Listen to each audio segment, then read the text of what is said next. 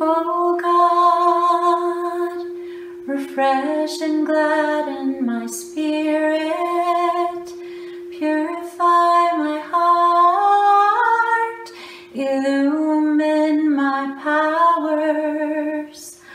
I lay all my affairs in thy hands, thou art my guide and my refuge.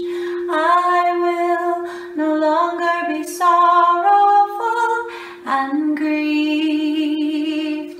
I will be a happy and joyful being. Oh God, I will no longer be full of anxiety, nor will I let trouble harass me. I will not dwell on the unpleasant things of life. Oh God, thou art more friend to me than I am to myself. I dedicate myself to thee. I dedicate myself. Oh Lord, oh Lord.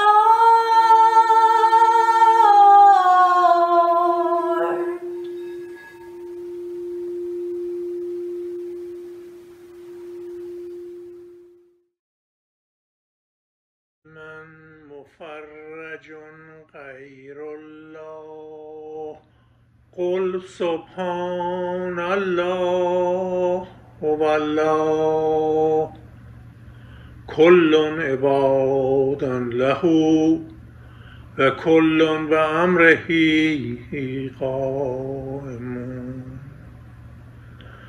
هل من مفرج غیر الله قل سبحان الله هو الله كل عباد له و كل بأمره قائمون هل من مفرج غیر الله قل سبحان الله هو الله كل عباد له و كل بأمره قائمون.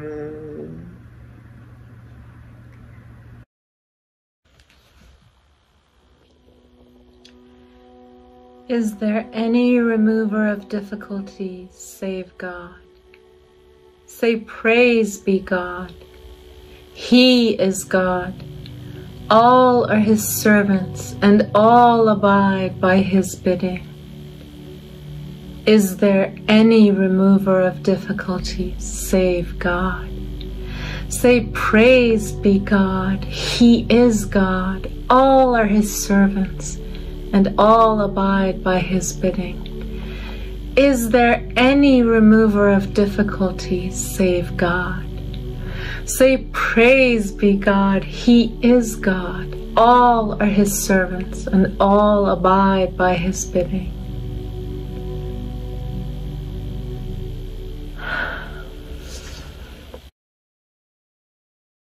Hakuna mtu awezaye kuondoa shida isipokuwa Mwenyezi Mungu. Hakuna mtu awezaye kuondoa shida isipokuwa Mwenyezi Mungu. Sema, sema, Mwenyezi Mungu asifiwe, yeye ni Mwenyezi Mungu.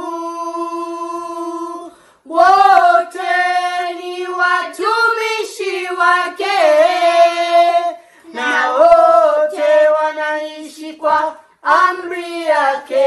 Hakuna mtu awezaye kuondoa shida isipokuwa Mwenyezi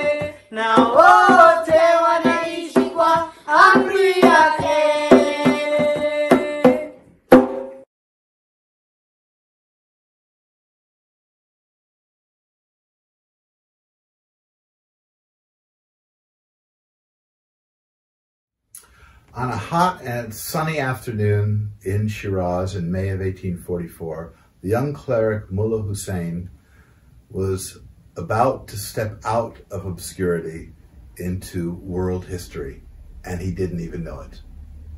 He was there to fulfill the mission he had learned from Sayyid Kazim and the Sheikhis and Sheikh Ahmad. And he had arrived in Shiraz to seek the promised one of the age. When he was at the city gate, he saw a young man whom he believed to be probably another Sheikhi. He had a green turban, which meant he was a Sayyid. And he went up to the young man and was very taken by his whole manner and his whole disposition. And being as it was evening was approaching, the young man said, "Come on over to my home for dinner and leave your companions," because Mullah Hussein had come with some others, "leave your companions to the care of God who will watch over them." So they made their way through the old city of Shiraz, and they arrived at the home of the Bab. And there it was a wooden door with a big knocker. And Mullah Hussein remembered, "We soon found ourselves standing at the gate of a house of modest appearance. He knocked at the door, he the Bab, which was opened by an Ethiopian servant. 'Enter therein in peace,' were his words, as he crossed the threshold and motioned me to follow him. His invitation, uttered with power and majesty, penetrated my soul." You stepped out of the street in those days. Those houses were walled in. You stepped out in the street into a small courtyard. So it would have been very refreshing. There would have been a pool, a little pool there, an orange tree, and Mullah Hussein was invited upstairs into the upper room. When they were seated, Sayyid Ali Muhammad, the young man, asked Mullah Hussein, "What is the object of your journey? What is the object of your quest?" which they must have been talking about. And Mullah Hussein told him about the Sheikhi teachings and the search for the promised one. And he told this young Sayyid, "These are the signs that I was told to look for." Sayyid Ali Muhammad looked at Mullah Hussein and said, "Behold, all these signs are manifest in me." Now this was coming from a 25-year-old young man who was a couple of years younger than Mullah Hussein. Not a bearded, elderly, great mujtahid, this simple young man. Mullah Hussein was really quite shocked by this statement. And so he began to think of some arguments to counter this. What could he say to this? And so finally he dragged out a theological essay, because in those days, the way you did religion is you wrote long theological essays. And he brought out a theological essay that he had written, and he wanted to use it to test this young man and see what he would say. So he handed it to Sayyid Ali Muhammad, who then looked at it, kind of looked over like this, just kind of quickly. And then the young man, without even any hesitation, revealed aspects, hidden meanings in the essay that Mullah Hussein had written that even Mullah Hussein hadn't thought about himself, which astonished Mullah Hussein. And then, out of nowhere, Sayyid Ali Muhammad said, "Now I'm going to reveal to you a commentary, or I'm going to write to you a commentary on the Surah of Joseph." The Surah of Joseph is a surah from the Quran. And Mullah Hussein was again greatly surprised by this, because Sheikh Ahmad and Sayyid Kazim had said that this would be one of the things that the promise of one of the age would do. He would reveal an extensive, highly original commentary on this great Quranic chapter. And then the Bab began to reveal it. And by reveal it means he was writing it, and while he wrote, he chanted it. And he did it without stopping. Mullah Hussein wrote, "The overpowering effect of the manner in which he wrote was heightened by the gentle intonation of his voice, which accompanied his writing. Not for one moment did he interrupt the flow of the verses which streamed from his pen. I sat enraptured by the magic of his voice and the sweeping force of his revelation.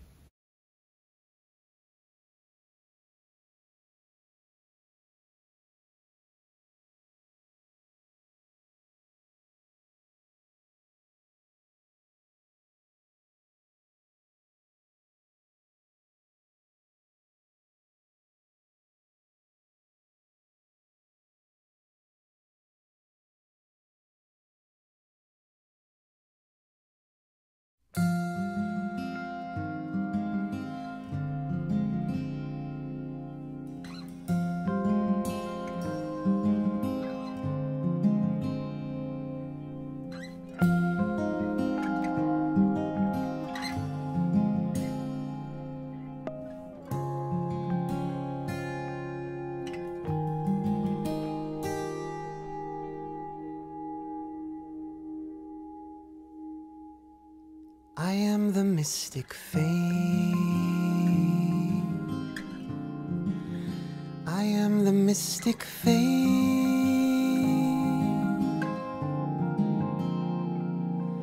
which the hand of omnipotence hath reared.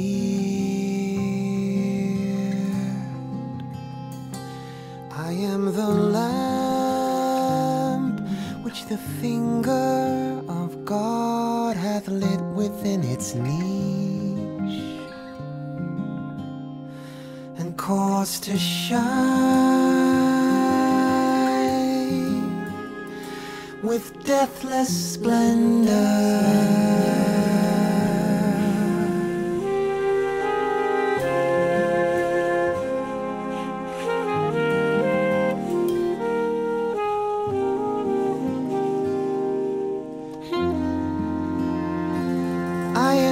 Flame of that supernal light that glowed upon Sinai in the gladsome spot, and lay concealed in the midst of the burning bush.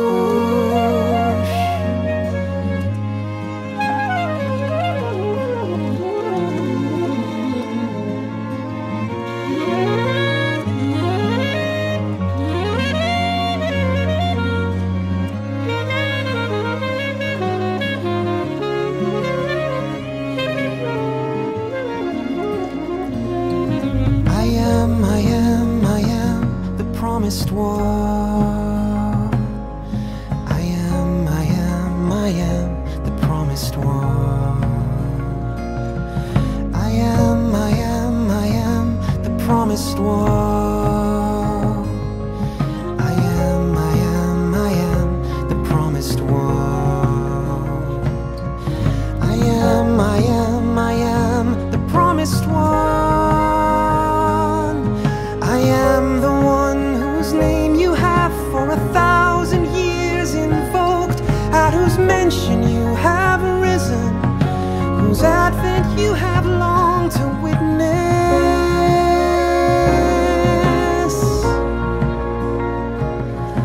in the hour of whose revelation you have prayed God to hasten.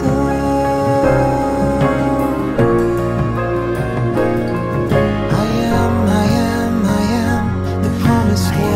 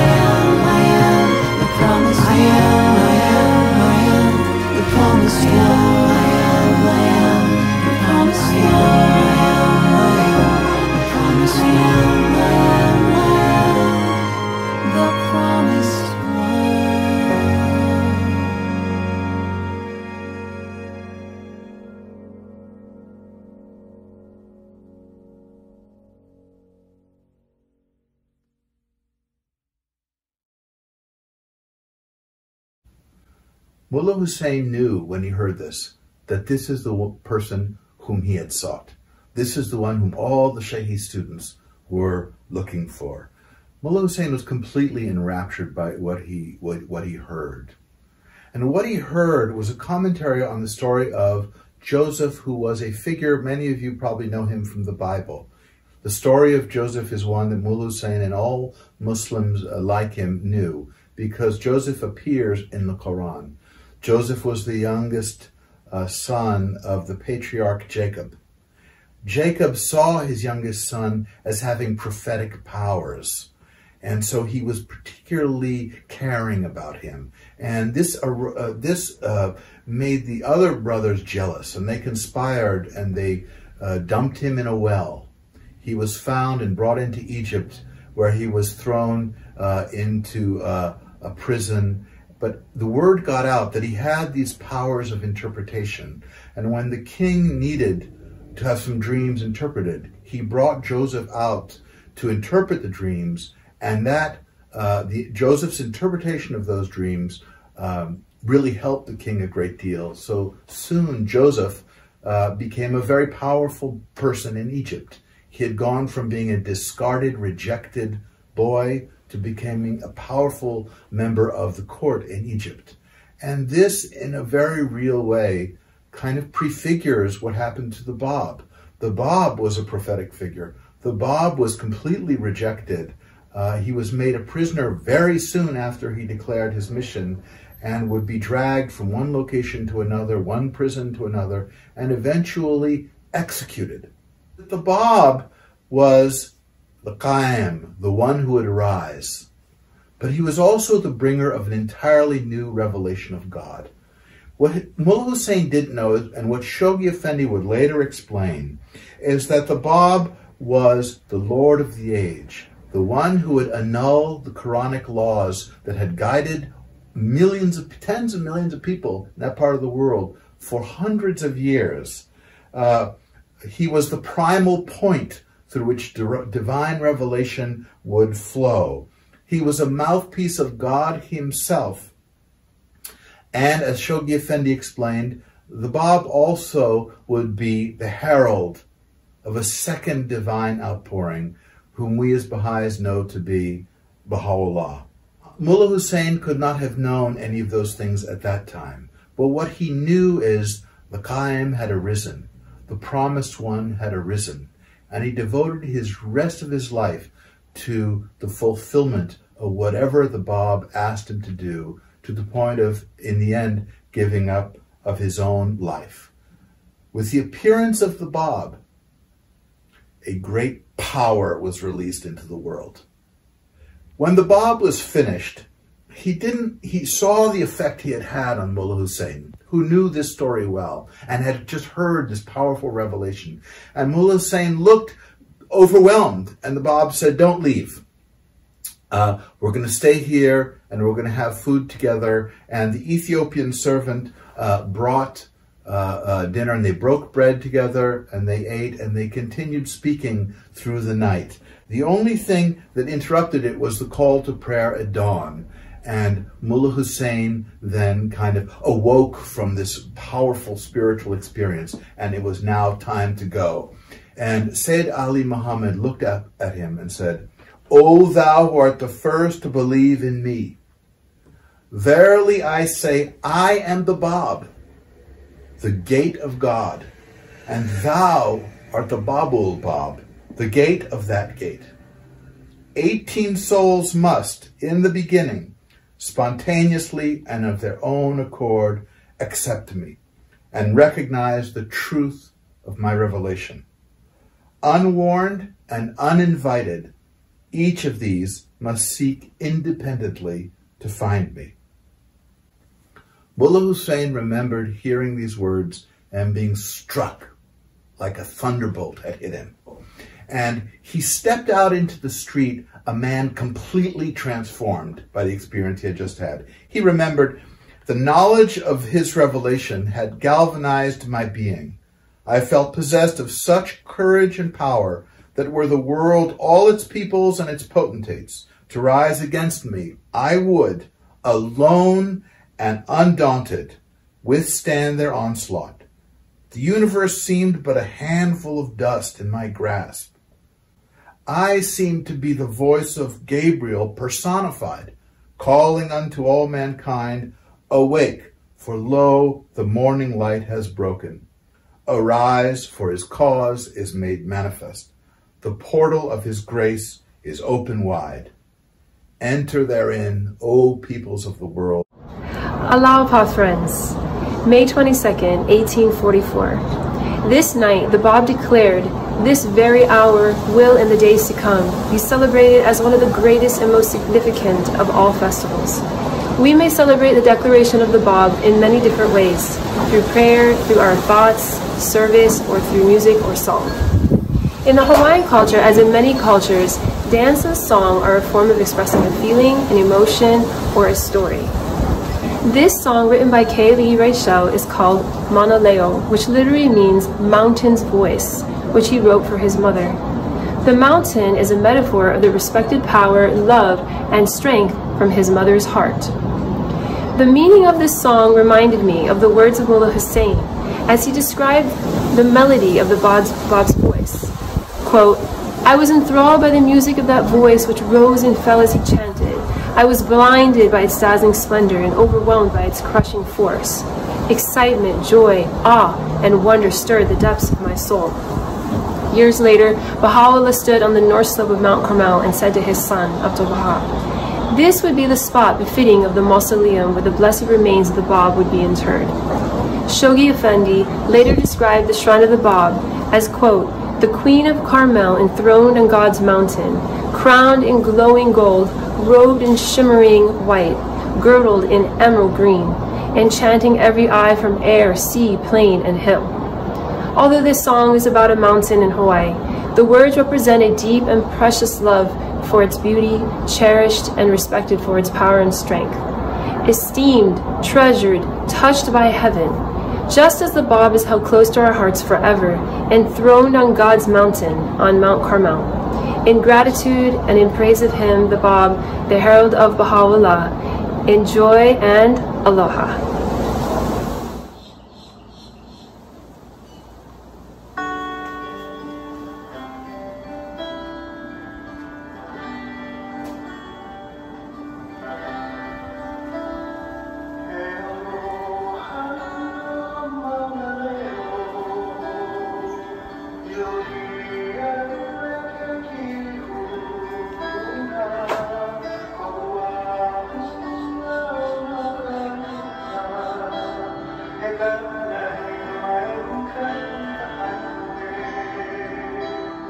Kamahiwa